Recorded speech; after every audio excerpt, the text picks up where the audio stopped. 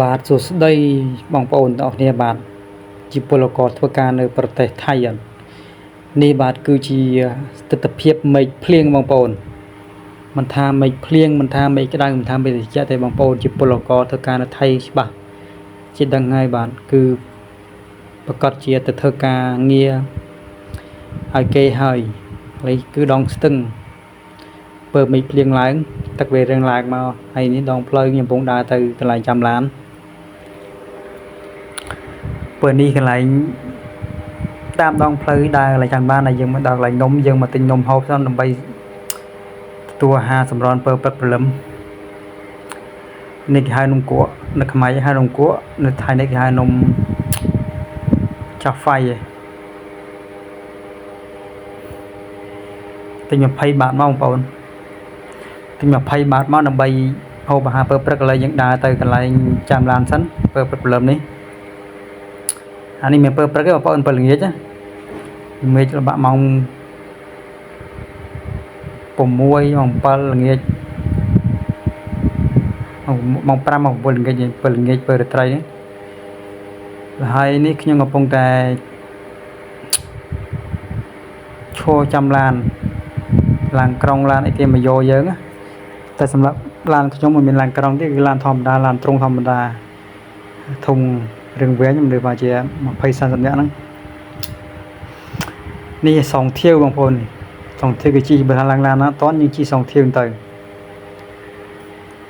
យើងឈរចាំឡានសិនឈរចាំឡានមកកន្លែងសិនដើម្បី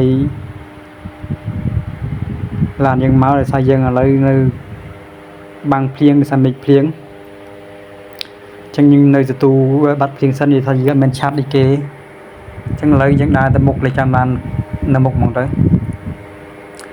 នេះស្រីឈរចាំឡានហើយនេះឈរចាំឡានពេលអាវភ្លៀងទូឆាត់អញ្ចឹងទៅឥឡូវមិនរៀងហើយ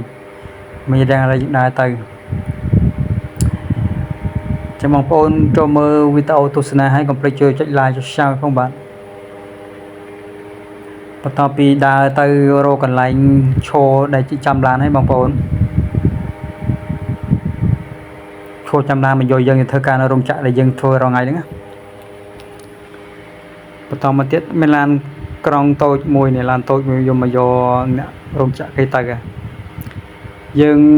ធ្លាប់ជិះឡានណាយើងជិះឡានហ្នឹងដោយសារមានឡានគេមកទទួលយើងមករោងចក្រមួយពីរចឹងឡានខ្លះគេ2 3ទៅបើមនុស្សគេច្រើនគេ2 3វាថាមិនតិចគេឡានមួយចឹងទៅនិយាយទៅឥឡូវឡានខ្ញុំមកបងប្អូននេះឡានរបស់ខ្ញុំមកយកទៅហើយរោងចក្រឥឡូវនេះខ្ញុំកំពុងតែឡើងឡានទៅហើយនេះគឺយើងកំពុងតែឡើងឡានទៅថតទេសភាពបងប្អូនមើលឡានកំពុងតែស្ទះហើយបងប្អូនឡានក្រុងឡានកំពុងតែស្ទះតាមដងផ្លូវនេះមេឃភ្លៀងឡានស្ទះហើយបងប្អូនឲ្យតែមេឃភ្លៀងឡានស្ទះហើយថាគេមិនហ៊ានបើកលឿនទេបើកលឿនវាល្អឥឡូវយើងមកដល់រោងចក្រហើយបន្ទាប់ពីមកដល់រោងចក្រយើងតម្រង់ជួសដើរតាមមកជួទៅចូល scan ដៃយើងចូល scan ដៃសិនចាំយើងចូលធ្វើការ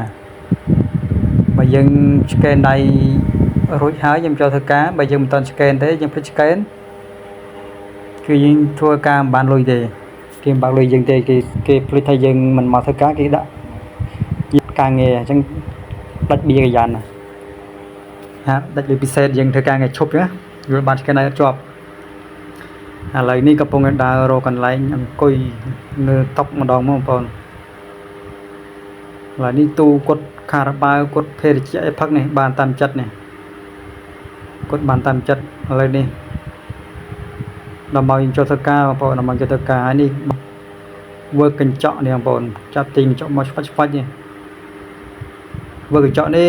អ្នកធ្លាប់វើកមុនសឹកមុនដៃបងប្អូនតែយើងវើកអត់ប្រយ័ត្នយើងប្រើមួយក្បិតនិងមុនដៃភូមិម៉ាទៅបើកបានមួយថ្ងៃមុននេះចូល3ធ្នេបងប្អូនទៅដេអស់3ធ្នេវើកទៅដាច់ដៃអាចយះដៃអញ្ចឹងយើងវើកហើយយើងបាញ់ទឹកជូតកញ្ចក់ទៀត